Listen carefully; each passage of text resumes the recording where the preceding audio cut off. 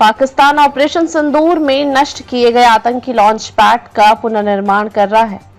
सूत्रों ने बताया कि पाकिस्तान ने मई में ऑपरेशन सिंदूर के तहत भारत के सटीक सैन्य हमलों के दौरान नष्ट किए गए आतंकी लॉन्च पैड और प्रशिक्षण शिविरों का पुनर्निर्माण शुरू कर दिया गया है। पाकिस्तानी सेना, जासूसी agency, inter services intelligence, ISI और सरकार के पूर्ण समर्थन के साथ मुख्य रूप से पाकिस्तान के कब्जे वाले कश्मीर, POK और आसपास के इलाकों में आतंकी बुनियादी ढांचे के इन महत्वपूर्ण नोड्स को फिर से बनाने के लिए एक समन्वित प्रयास चल रहा है। खुफिया सूत्रों के अनुसार निगरानी और हमले से बचने के लिए नियंत्रण रेखा LOC के साथ घने जंगल वाले इलाकों में कई छोटी और उच्च तकनीक वाली आतंकी सुविधाएं विकसित की जा रही हैं।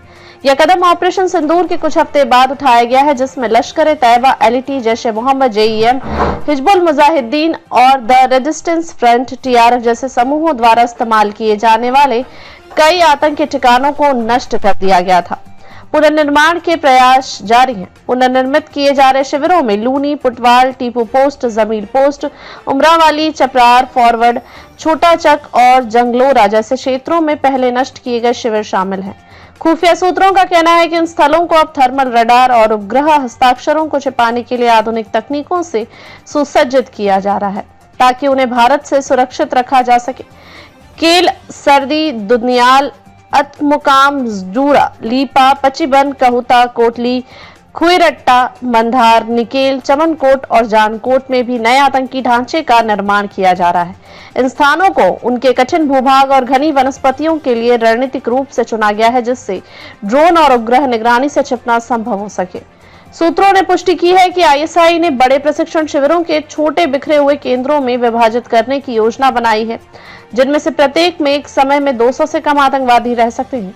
यह कदम भारतीय हवाई हमलों की स्थिति में एक स्थान पर आतंकवादियों के बड़े जमावड़े से बचने के लिए उठाया जा रहा है। इनमें से प्रत्येक मिनी कैंप की अपनी समर्पित परिधि सुरक्षा होगी, जिसे पाकिस्तानी सेना इकाइयों के विशेष रूप से प्रशिक्षित गार्डों द्वारा संचालित किया जाएगा, जो थर्मल सेंसर, कम आवृत्ति वाले रडार सिस्टम और ड्रोन काउंटर मेशर्स जैसे उन्नत निगरानी उपकरणों से लैस होंगे।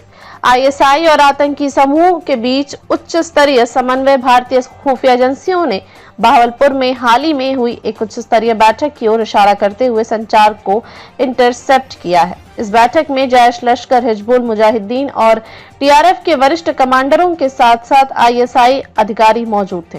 दक्षिणी पंजाब में बहावलपुर ऑपरेशन सिंदूर में प्राथमिक लक्ष्यों में से एक था। यह शहर व्यापक रूप से मसूद अजहर के नेतृत्व वाले आतंकवादी संगठन जैश-ए-मोहम्मद का मुख्यालय माना जाता है। बैठक में कथित तौर पर कमान श्रृंखलाओं के पुनर्गठन, संसाधनों के पुनर्वितरण और पाकिस्तान तथा कश्मीर दोनों में भर्ती अभियान शुरू करने पर ध्यान केंद्रित किया गया। कहा जाता है कि ISI इन शिविरों की पुनः स्थापना की निगरानी कर रही है। NDTV द्वारा प्राप्त तस्वीरों में कई क्षेत्रों में बहावलपुर के शहीद जैसे शब्दों वाले बैनर और पोस्टर लगाए गए थे। NDTV द्वारा प्राप्त एक वीडियो में ऑपरेशन सिंदूर में मारे गए आतंकवादियों के लिए एक शोक समारोह दिखाया गया है। वीडियो में बंदूकधारी नकाबपोश लोग बड़े टेंट के बाहर तैनात हैं और कार्यक्रम में भाग लेने वाले लोगों की तलाशी ले रहे हैं। सूत्रों ने यह भी कहा है कि विश्व बैंक और एशियाई विकास बैंक ADB जैसी संस्थाओं से पाकिस्तान को मिलने वाली अंतर्राष्ट्रीय वित्तीय सहायता का एक हिस्सा इन आतंकी शिविरों के पुनर्निर्माण के लिए इस्तेमाल किया जा रहा है। ऑपरेशन सिंदूर भारत का जवाबी हमला 22 अप्रैल को पहलगाम में हुए आतंकी हमले के जवाब में भारत द्वारा शुरू किया गया ऑपरेशन सिंदूर, जिसमें 26 लोग मारे गए थे। ये नियंत्रण रेखा या अंतर्राष्ट्रीय सीमा का उल्लंघन किए बिना POK और मुख्य भूमि पाकिस्तान के कुछ हिस्सों में प्रमुख आतंकी समूहों से जुड़े बुनियादी ढांचे को निशाना बनाया। स्वदेशी ड्रोन, घूमने वाले हथियार, लंबी दूरी के निर्देशित हथियार और आकाश सतह से हवा में मार करने वाली मिसाइल जैसे वायु रक्षा प्रणाली तैनात की गई। भारतीय वायुसेना ने चीन द्वारा आपूर्ति की गई पाकिस्तानी वायु रक्षा प्रणालियों को जाम करके और केवल 23 मिनट में सटीक हमले करके एक महत्वपूर्ण भूमिका निभाई। कम से कम 10 इसरो संचालित उपग्रहों द्वारा खुफिया और टोही इनपुट प्रदान किए गए, जो उच्च मूल्य वाले लक्ष्यों की पहचान करने में महत्वपूर्ण थे।